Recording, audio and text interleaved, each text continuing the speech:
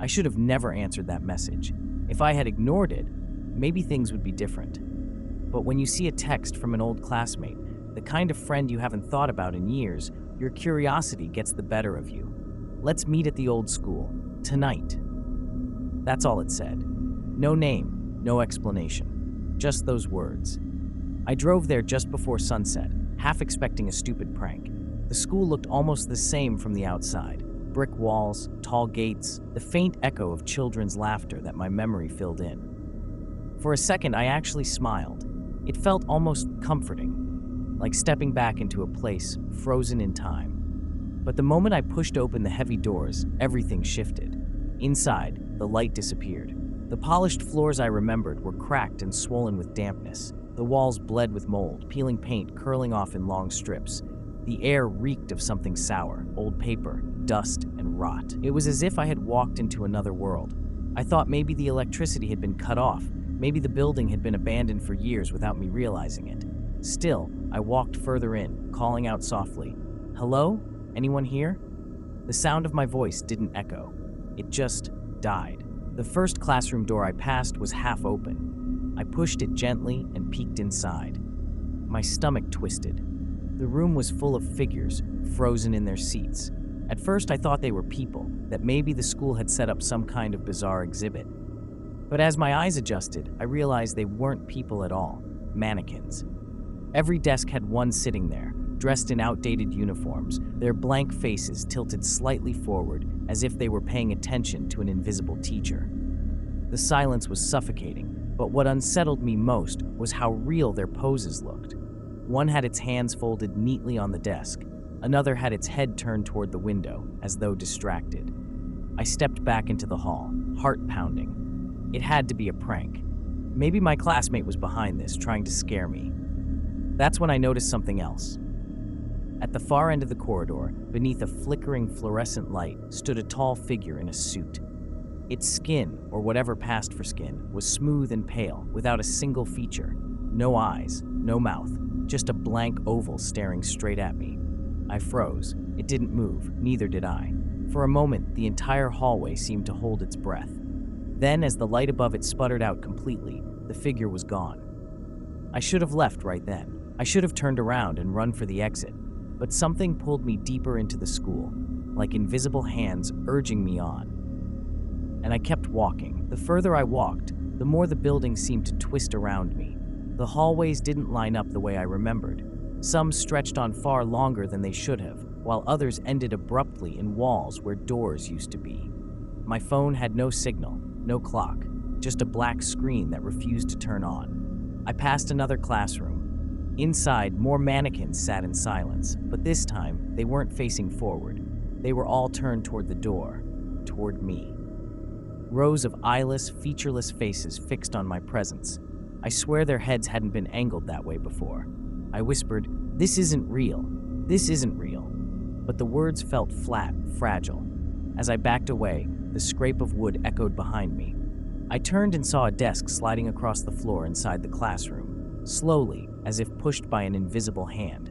None of the mannequins moved, but the desk kept grinding forward until it hit the doorframe. My legs trembled. I forced myself to keep moving. At the end of the hall, I found the old teacher's lounge. The door creaked open, and a rancid wave of air rolled out, like mildew mixed with something worse, something coppery. Inside, mannequins stood in groups, dressed in suits and skirts, posed as though they were in conversation. One had a porcelain coffee cup glued to its stiff hand. Another leaned on the table, its faceless head tilted toward the others. They weren't sitting idly like the students. These were standing, waiting. And then, one of them twitched. Not much, just a tiny jerk of the shoulder. But I saw it. I swear I saw it. I stumbled backward, heart hammering so hard I thought I'd faint. The exit door was only a few feet away, but when I tried to pull it open, the knob wouldn't budge. It was locked. From the corner of my eye, I saw movement. One of the mannequins had shifted. Its head was now tilted toward me. I shut my eyes, clutching the knob. My palms were slick with sweat. When I dared to look again, more of them had turned. Their blank faces were angled toward me, shoulders slightly twisted, as if they were ready to step forward. I bolted down the hall, not caring where I ended up. That's when I heard it. the sound of footsteps that weren't mine. Slow, deliberate, echoing just behind me. Every time I stopped, they stopped. Every time I turned, there was nothing there, just an empty corridor filled with stale air and the faint hum of dying fluorescent lights. Finally, I reached the main staircase. My memory screamed at me. This was the way out. But instead of the front doors, the stairs led down into a basement I didn't even remember existing. Something compelled me to descend. Maybe it was fear.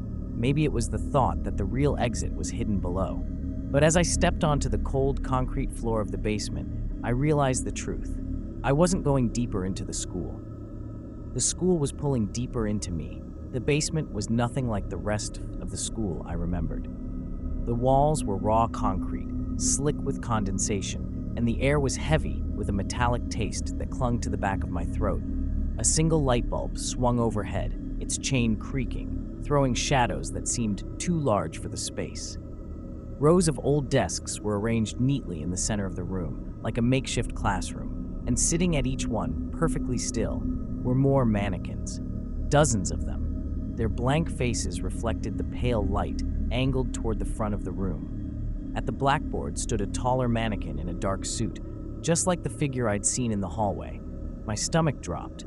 It wasn't moving, but it radiated something, a presence that pressed against my skin like static electricity. Then I noticed something worse. The mannequins in the desks weren't just wearing old uniforms. Some of them wore faces. Human faces, stretched and pale, like masks that didn't quite fit. I could see the seams, the way the skin had been pulled too tight, stitched at the edges. Their glassy eyes weren't glass at all. They were real. I staggered backward, my heel catching on the step. My voice cracked. Why am I here? The tall figure at the board turned, slowly, deliberately.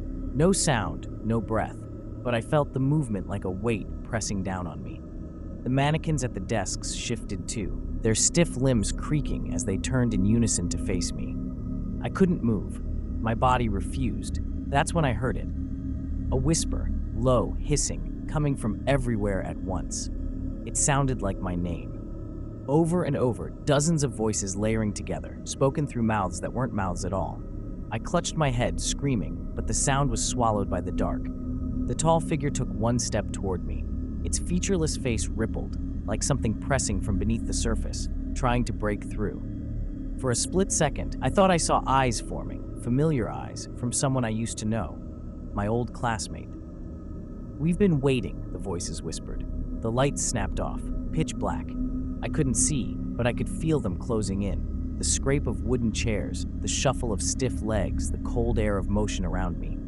I ran blindly, hands stretched out, but every direction felt the same. Walls where there should have been doors, stairs that led nowhere. The whispers grew louder, more desperate. And then, silence. When I opened my eyes again, I was sitting at a desk. My hands were folded neatly in front of me. The room was dim, but I could see other figures seated on either side, motionless, lifeless. I tried to scream, but no sound came out. My throat wouldn't move. And when I lifted my hand to my face, I felt nothing but smooth